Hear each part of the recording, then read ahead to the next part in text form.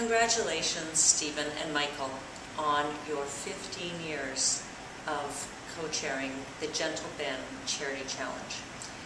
It has been a legacy in honor of your dad, Ben.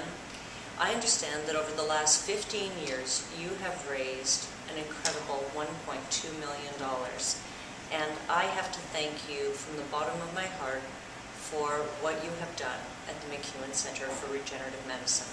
You know, regenerative medicine is what is going to transform how we treat diseases. One of the things that we're doing in regenerative medicine is learning how drugs directly impact cells. Your support and your fellowship is helping us make those breakthroughs. There's no doubt that what is being funded by your gift is going to have impact, and I want to thank you very, very much for being a part of this. I arrived here to Canada a year and a half ago from Israel with my family, my wife and 3 kids, and basically the fellowship, the Benjamin Pearl Memorial Fellowship, enabled us to come here and do the work I'm doing here. So I'm really honored and happy and grateful for you that enabled me to do that. The disease we are studying here is AML, and AML, as you might know, is a disease where patients tend to react pretty well to the first induction therapy, chemotherapy, and in most cases they will relapse, so the disease will come back after around a year. And the mechanisms responsible for this first good reaction and later on the disease coming back are not well understood.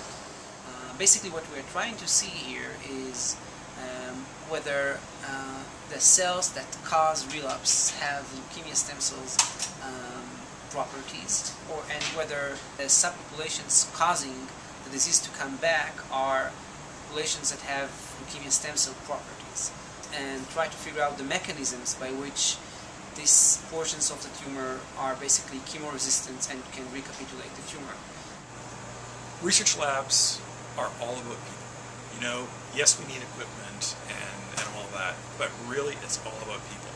And what I need are people who are, you know, really intelligent at the leading edge of their field when they come to my lab, because then they bring new things to foster my creativity and the research that we all put together amongst the various people who are in the lab. They all come from their own disciplines, and so these fellows, so they've gotten their PhDs. In the case of Liran, he's actually gotten his MD and his PhD, and so he came with a particular set of training that was perfectly suited for this project that, you know, really has never been done before, right? Nobody's kind of put this link between genetic diversity and stemness before, and so, you know, our research is at the front edge of a wave. What we discovered is actually based on parallel studies on normal blood system. And as you know, the McEwen Center has big programs on studying normal stem cells and figuring out what makes them tick. That research has been critical to understand the dark side of stem cells, that is, when stem cells go bad. And so by having research programs that combine both sides of that coin, it's been really essential for us to really make sense of what is it about these cancer stem cells, these bad actors, that make them bad, and then how can we find their Achilles heel in that process. And the reason we study those cells is that those properties give them mechanisms that make them resist therapy, and that means that they don't get killed. And tumor gets cut out or get treated with chemotherapy, and it looks like the tumor's gone away. But these cells, because of their stemness properties, can lurk behind, and then they can come raging back and cause the tumor to recur, and that is often much more difficult to treat.